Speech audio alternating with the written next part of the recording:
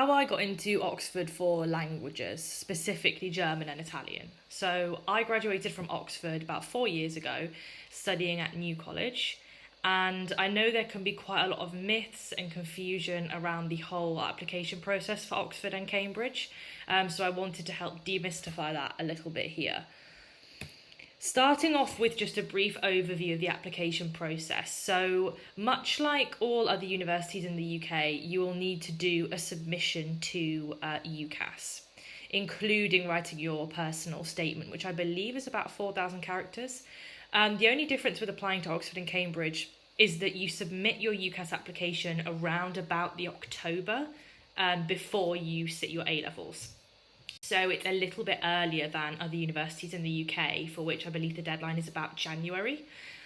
Then you will also be required to submit some examples of your written work. So just to be clear, these next 3 bullet points are things that only apply to Oxford and Cambridge. And actually from here on in, I'm just going to be talking about Oxford because I don't know for sure that the process for Cambridge is exactly the same. So you will need to submit examples of written work, not only maybe sort of essays you might have written in English, but maybe some more language specific work. I'm not really sure how this might have changed over the years, but this is definitely something I had to do. Some people actually write pieces specifically to submit to Oxford. What I actually did was just submitted some work that I'd already done throughout the duration of my A-levels that I was just happy with, and that way it kind of just felt like a little bit more of an organic reflection of the abilities that I had. Then you'll need to sit your modern language aptitude test. So essentially, for each language that you're applying for, you'll need to be tested on your usually grammatical knowledge of that language at that point. And then if they are sort of happy with you on paper, they'll invite you to an interview. For me, I ended up going to in-person interviews at New College and staying overnight in the student rooms and meeting all of the other candidates, which was actually so much fun. That did change with COVID. I don't really know if that process is exactly the same now. But it actually just makes it a really great experience all in all and gives you a bit of a taster of what the course might be like. So now just 2 more things to note before I go into more of the specific bits of advice. The Oxford Languages course is primarily literature based. This is really important to understand. There are a few people who go along to the interview and they don't realise the extent to which it's literature based, and then they end up getting a little bit of a surprise or end up having to analyse a poem in the interview and then panicking because they didn't really realise that would be required of them.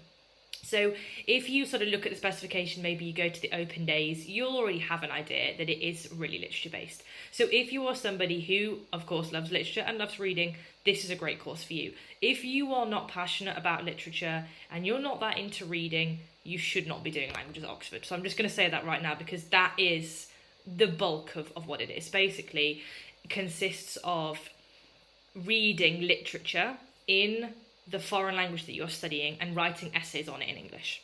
There is, of course, other aspects to the course. So, for example, we did a weekly translation classes, we had some language classes, we had some oral classes, some grammar classes, depending on the language. So it's not entirely literature. There is obviously language work to complement the literature that you're doing.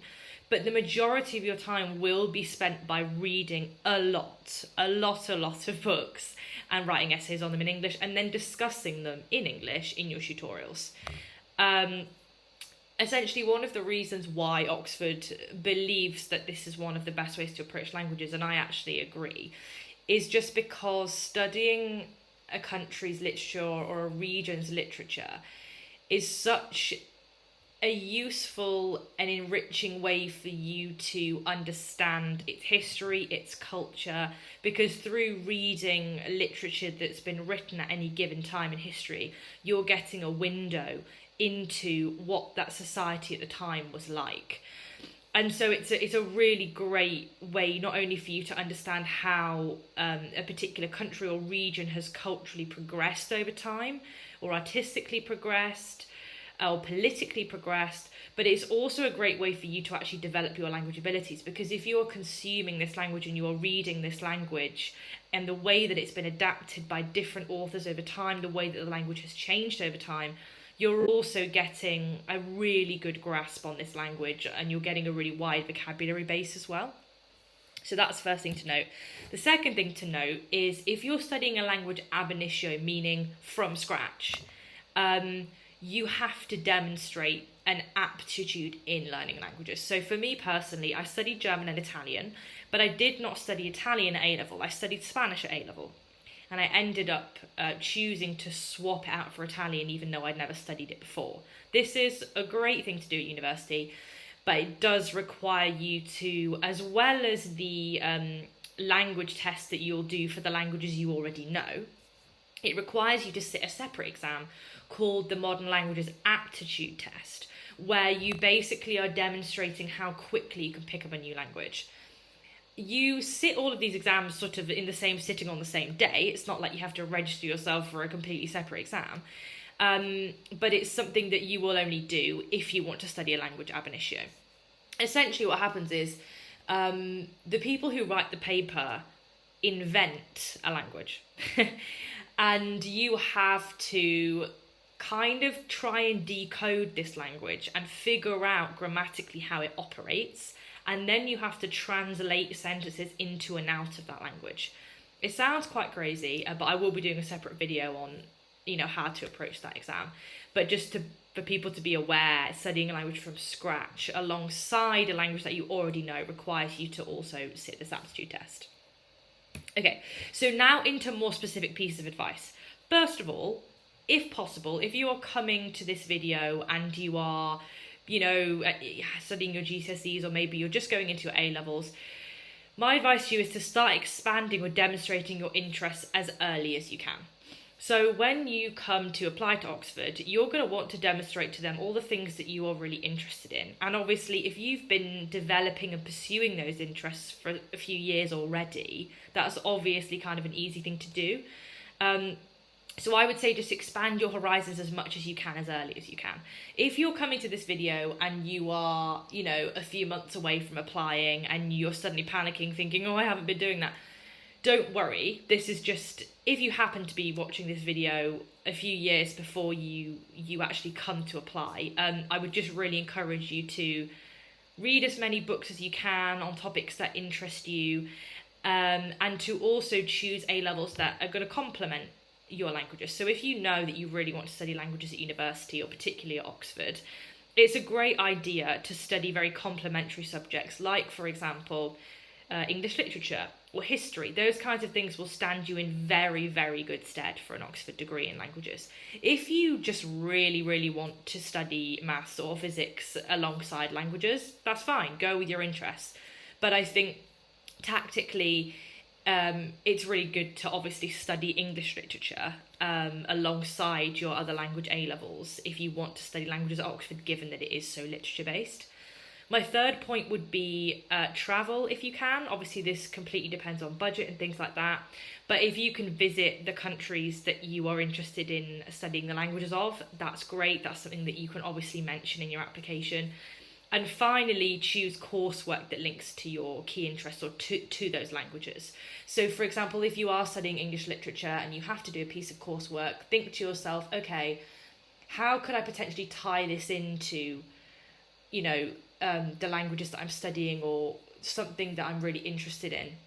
So, for example, my coursework for English literature was about A Room with a View, which is an E.M. Forster novel, but it's based partly in Florence. And that was sort of one thing that I then was able to bring into my interviews and into my applications to say, look, I'm really interested in literature, even English literature, that engages with the idea of Italy or is set in Italy. So that was something I was able to bring in. Second point, write a standout personal statement that is based on academic passions. This sounds, obviously this is easier said than done. But I think I want to dispel one key misconception that people have. I think some people think that trying to sort of be as varied as they can in their interests and in their pursuits is something that Oxford will be really interested in. So, for example, I think some people believe that if they do loads of Duke of Edinburgh qualifications, if they learn loads of instruments, if they can demonstrate that they can do maths for A level, and also languages that will make them look cleverer. Honestly, if you want to study languages at Oxford, or any other subject for that matter, but let's just say languages, what your tutors who are going to be interviewing you are really interested in is how good you are at this subject and how passionate you are about it. Without wanting to offend anybody, nobody at Oxford cares if you did Duke of Edinburgh. And if you want to do it for yourself, for your own enrichment, absolutely go for it. I think it's a great thing to do. But I think it's really important to understand that Oxford is an academically rigorous institution. And the main thing that tutors want to see when they're reviewing potential applicants is their passion for that subject. Other complementary things are great, and they're worth mentioning, on the side, just to demonstrate that you're an all-rounded character, but they are absolutely not going to be what makes the difference for you. So I think, pursue as many things as you can that interest you. If things interest you, go for it.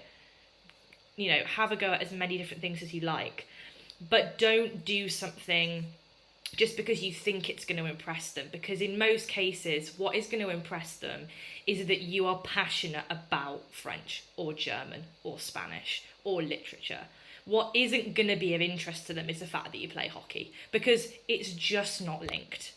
Maybe in some world you can make it linked, but I think that's just the key thing I want to get across. So when you're writing this personal statement, I think it's good to include maybe a sentence about, what you sort of do in your spare time. You play an instrument, you do this sport, you do that. I think it's worth mentioning just for them to get a flavour of the sort of person that you are.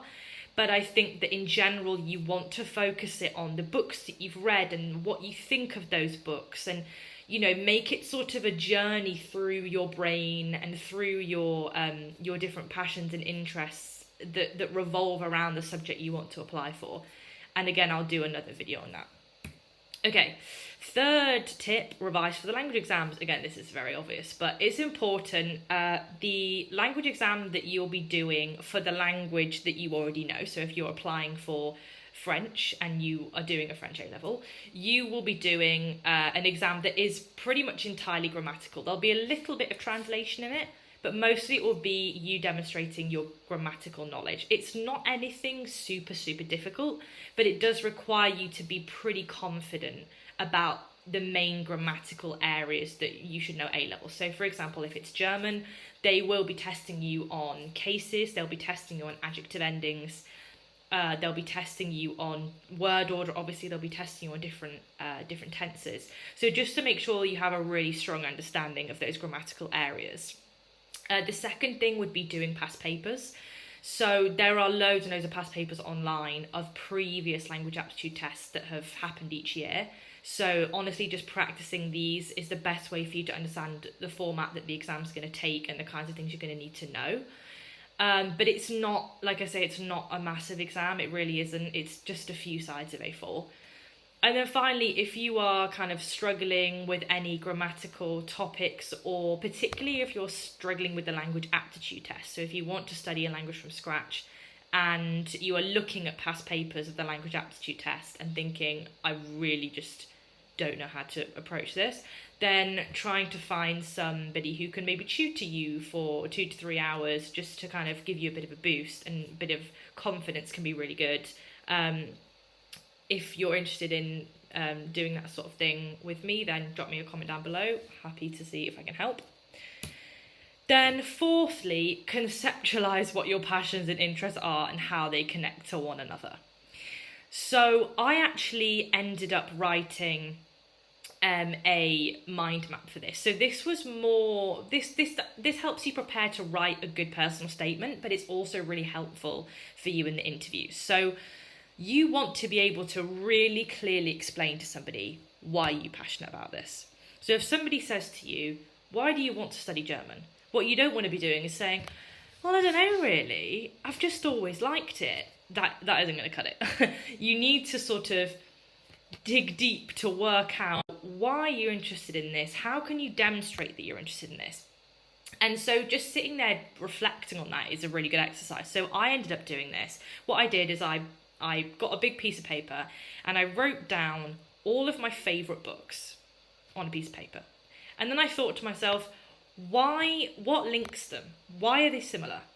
And I noticed that basically all of them were set in Italy and all of them were written by gay men. And I just made this connection and I thought, wow, okay, that's interesting. That kind of wasn't deliberate, but I wonder what that says about me and what interests me. And then I was able to articulate that so much better, both in my personal statement, but also in the interview. So really just having a good understanding of yourself and what you're interested in and what you're drawn to is going to help you articulate that, because that is one thing that they're really going to want to know. Then finally, preparation for the interview. I will do a separate video on this because this is a big topic, but just the main points that I can say for now would be, firstly, know your personal statement inside out. So they are probably going to ask you about that or make references to things that you mentioned in your personal statement. So don't be mentioning things in your personal statement that you haven't read or you don't actually know about, because they probably will ask you about it. So make sure that the things you mention you are very happy to talk about. Secondly, prepare to talk about why you're passionate about the subject. So I've already mentioned that previously. Make sure that you have a really strong understanding of what's motivating you to be there. And thirdly, don't panic about knowing the right answer.